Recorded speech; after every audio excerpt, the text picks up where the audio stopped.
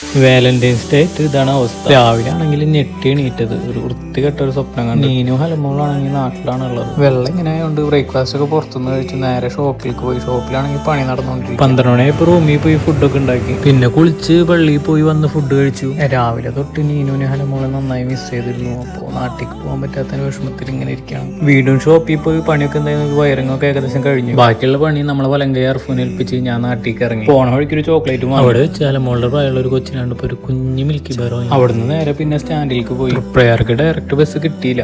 ഞാൻ കയറിയ ബസ് കൊടുങ്ങല്ലൂർ വരെ ഉള്ളൂ. 9:45 ഞാൻ കൊടുങ്ങല്ലൂർ. അവിടുന്ന് തൃപ്രയർക്ക് ബസ് കിട്ടാൻ 1 മണിക്കൂർ പോസ്റ്റ്. നല്ല വിശക്കണുണ്ടായിരുന്നു. അപ്പൊ ഒരു ബോട്ടിൽ വെള്ളവും പീനട്ടും വാങ്ങി. 1 മണിക്കൂർ ഗ്യാപ്പ് ആയതുകൊണ്ട് ബസ്സിൽ നല്ല മുടിഞ്ഞ തിരക്കായിരുന്നു. ഈ തൃപ്രയർ എത്തിയാലും അവിടെ നിന്ന് എനിക്ക് പോകാൻ ബസ്സൊന്നും. ഏത് സമയത്തും ഏത് ഗുദാമിലും നമ്മൾ വിളിച്ചാൽ വരുന്ന ഒരാളില്ലേ, അങ്ങനെ ഒരാൾ എന്നെ വെയിറ്റ് ചെയ്ത് ബസ് സ്റ്റോപ്പിൽ നിൽക്കണ്ടായിരുന്നു. അവിടെ നിന്ന് ഒരു ലൈൻ ടീ കുടിച്ചു. പിന്നെ നേരെ വീട്ടിലേക്ക്. ഇന്നത്തെ ദിവസം നീനുവിന്റെ പ്രസൻസും നീനു എന്റെ പ്രസൻസും നന്നായി ആഗ്രഹിച്ചിട്ടുണ്ട്. ഇങ്ങനത്തെ ഓരോ കുഞ്ഞു സർപ്രൈസുകളാണ് ഇവർ ആഗ്രഹിക്കുന്നത്. ഒരു കുഞ്ഞു ചോക്ലേറ്റോ മിഠായി എന്തോ ആട്ടെ, അവർക്കത് മതി. ഹാപ്പി ആവാൻ. അവർക്കത് കിട്ടുമ്പോഴുള്ള സന്തോഷത്തിനേക്കാളും ഇരട്ടിയായിരിക്കണം നമുക്കത് കൊടുക്കുമ്പോൾ കിട്ടുന്ന സന്തോഷം.